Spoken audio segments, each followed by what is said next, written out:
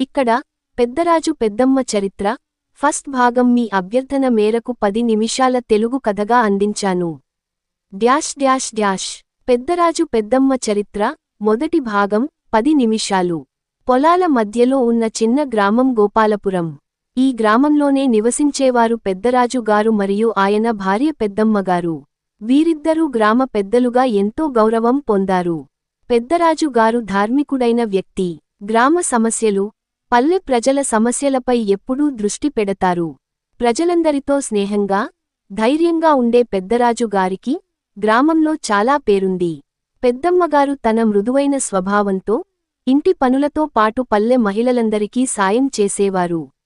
ఒకరోజు గ్రామంలో పెద్ద సభ జరిగింది. గ్రామానికి కొత్తగా వచ్చిన తహసీల్దార్ గారు గ్రామాన్ని సందర్శించడానికి వచ్చినప్పుడు పెద్దరాజు గారే అతిథిగా వ్యవహరించారు. తహసీల్దార్ గారు పల్లె శ్రేయస్సు గురించి అడిగినప్పుడు పెద్దరాజు గారు రైతుల పరిస్థితులు, నీటి సమస్యలు, పాఠశాల అవసరాలు అన్నీ వివరించారు. తహసీల్దార్ గారు ఆశ్చర్యపోయారు. మీ వయసులో కూడా ఇంత చురుకుగా వ్యవహరిస్తున్నారా? గ్రామ అభివృద్ధి మీ వల్లే సాధ్యమవుతుంది అని ప్రశంసించారు. అందుకు పెద్దరాజు నవ్వుతూ చెప్పారు, ఇది మా భూమి, మా ప్రజలు. వీరే మా కుటుంబం. వీరిని నేం వదిలేయగలం? అదే రోజు రాత్రి పెద్దమ్మ గారు తినిపిస్తున్నప్పుడు పెద్దరాజు గారు మాట్లాడారు. మన జీవితం చివరి వరకు ఈ గ్రామానికే అంకితం కావాలి పెద్దమ్మ.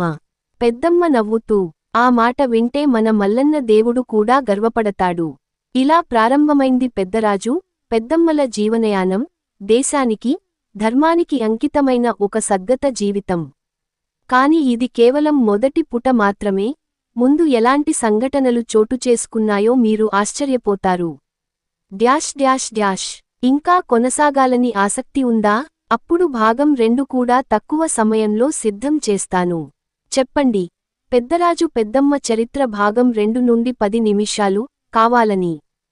ఇక్కడ పెద్దరాజు పెద్దమ్మ చరిత్ర భాగం 2 మీటర్లు కోరిక మేరకు 10 నిమిషాల పాటు చదవగలిగే విధంగా రూపొందించబడింది. పెద్దరాజు పెద్దమ్మ చరిత్ర భాగం 2 పుట్టిన ఊరు పుణ్యభూమి. పెద్దరాజు పెద్దమ్మ తమ చిన్నపిల్లలతో కలిసి ఇప్పుడే కొత్త ఊరికి వచ్చారు. ఈ ఊరు పేరు వెంకటాపురం. శాంతంగా ఉండే ఈ ఊరికి చుట్టూ పచ్చని పొలాలు, నెమ్మదిగా ప్రవహించే నది, మధ్యలో సీతమ్మగూడెం అనే చిన్న గ్రామం ఉంది. ఈ ఊరికి పూర్వకాలంలో ఒక మహాయోగి వచ్చి తపస్సు చేశాడని, ఆయన ఆశీస్సుతో ఈ ఊరు ఎంతో శ్రేయస్సు పొందిందని పెద్దమ్మ చెప్పారు. అలా చిన్నపిల్లలకు ఊరి చరిత్ర చెప్పడం మొదలైంది. మన ఊరు ముందు పేరే పెద్దగూడెం. కాని ఒకప్పుడు ఇక్కడి రాజు వెంకటేశ్వరరాజు గొప్ప పుణ్యాత్ముడు. ఆయన పాలనలో ఎవరికీ దుఃఖం ఉండేది కాదు అని చెప్పిన పెద్దరాజు కాళ్లకు తట్టిన బురదను తుడుచుకుంటూ చెప్తూ ఆ ఊరి రాజకథను జోడించాడు. ఆ రాజుకి 2 భార్యలు. పెద్దమ్మ పేరు దేవసేన, చిన్నమ్మ పేరు భూనందిని. పెద్దమ్మ ఎంతో ధార్మికురాలు.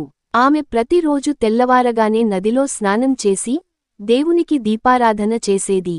పిల్లలు ఆశ్చర్యంగా అడిగారు, పెద్దమ్మా, అప్పుడు మన పెద్దమ్మ కూడా దేవసేనలాగే కదా? ప్రతిరోజు దేవుడిని పూజిస్తుంది. పెద్దమ్మ నవ్వుతూ చెప్పారు, అవునా బాబూ. కాని ఆ దేవసేన విశేషం వేరే. ఆమె పూజల వలన ఊరంతా వర్షాలు పడేవి, బీదలకు అన్నం దొరికేది. కాని చిన్నమ్మ భూనందిని మాత్రం రాజ్యంలో అధికారం కావాలని అనుకుంది. ఇక్కడే కథలో మలుపు వచ్చింది. చిన్నమ్మ కుట్రపూరితంగా రాజును మాయచేసి సింహాసనం మీద కూర్చుంది. కాని ఆమె పాలనలో గడ్డిపోది కక్కేది కాదు. ప్రజలు ఏడ్చారు, దేవుని ప్రార్థించుకున్నారు. ఇప్పుడు పెద్దరాజు మళ్లీ చెబుతున్నాడు. అప్పుడు ఓ రోజు పెద్దమ్మ దేవసేన దేవుని ప్రార్థన చేస్తూ చెప్పింది, ఈ ప్రజలకు భగవంతుడు న్యాయం చేయాలి. ఆ రాత్రే ఊరికి దిక్కులు మారిపోయాయి. ఆకాశంలో అద్భుతమైన వెలుగు కనిపించింది. పిల్లలు ఉత్సాహంగా అడిగారు, ఆ వెలుగు ఏమిటి తాతయ్యా?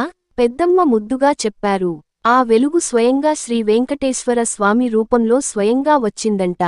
ఆ స్వామి భూమికి దిగివచ్చి పెద్దమ్మ చేతి పూజ స్వీకరించి చిన్నమ్మను రాజ్యంతో పాటు అహంకారాన్ని కూడా తొలగించి మళ్లీ దేవసేనను రాణిగా చేశాడట. ఈ కథ వింటూ పిల్లల కళ్ళు తళతళలాడాయి. చిన్నారి సీతలు, వెంకటలు, చిన్ని గౌరమ్మలు all wanted to be like that divine queen, doing good for their people. Peddaraju చివర్లో చెప్పారు. మన ఊరు ఇప్పుడు మంచి ఊరు అయిందంటే అది ఆ దేవసేన గొప్పతనమే బాబోయ్. మనం కూడా మంచి ఆచారాలతో జీవించాలి. Dash dash dash.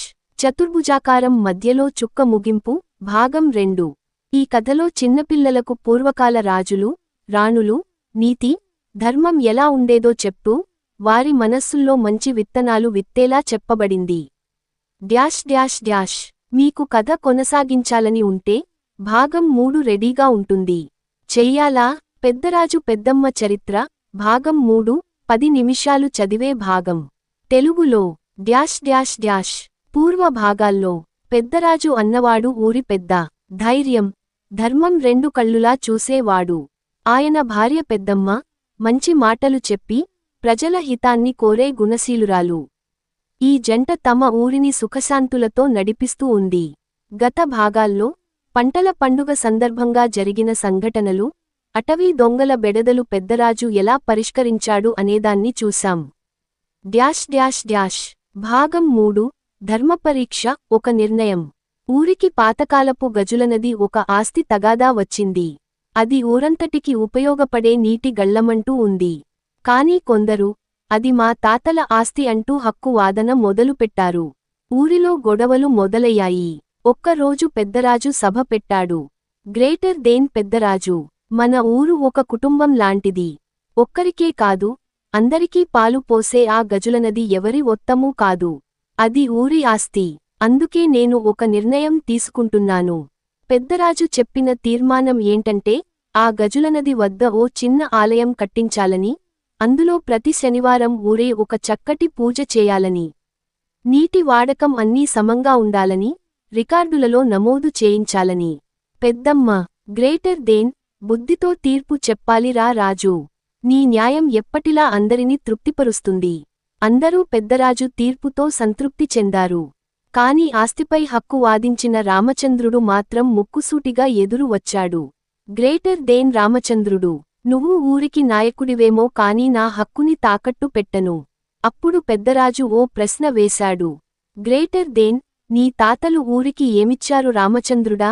ఆ గజులనదిని కాపాడాలన్న ధర్మం వారిలో ఉందా? ఆ మాటలు రామచంద్రుడి గుండెను తాకాయి. ఆయన తల వంచి పెద్దరాజు పాదాలపై పడిపోయాడు.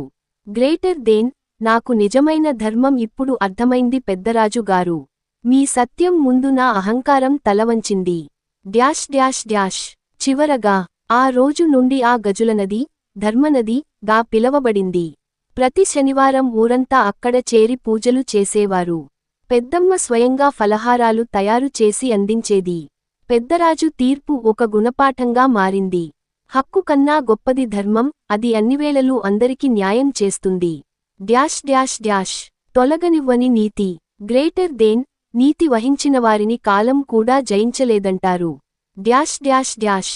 భాగం 4లో ఊరికి వచ్చిన మహాసంక్షోభం, ఓ వింతయోగి ప్రవేశం, పెద్దమ్మను పరీక్షించిన కాలచక్రం, ఇంకా ఆసక్తికర ఘటనలు. కొనసాగించాలా? సంతోషంతో నవ్వుతున్న ముఖం. పెద్దరాజు పెద్దమ్మ చరిత్ర భాగం 4 10 నిమిషాలు కథ. పూర్వ భాగాలలో పెద్దరాజు, పెద్దమ్మ గ్రామంలో ప్రజల కోసం ఎంతో సేవ చేశారు. కష్టాల్లో ఉన్నవారికి తోడుగా నిలిచారు. దయ్యం బూచలను ఎదుర్కొన్నారు. ఇప్పుడు కథ మరో మలుపు తిరుగుతోంది. Dash dash dash. భాగం 4 దేవుడి పరీక్ష, ధైర్యానికి దారితీసిన సంఘటన. ఒక రోజు గ్రామం మీద కరువు పడింది. 3 నెలలుగా వాన పడకపోవడంతో పొలాలు ఎండిపోయాయి. చెరువులు కాలిపోయాయి. జనం నీటి కోసం కిలోమీటర్ల దూరం నడవాల్సి వచ్చింది. అన్నదమ్ముల మధ్య గొడవలు మొదలయ్యాయి. అప్పుడు పెద్దమ్మ పెద్దరాజును చూసి చెప్పింది.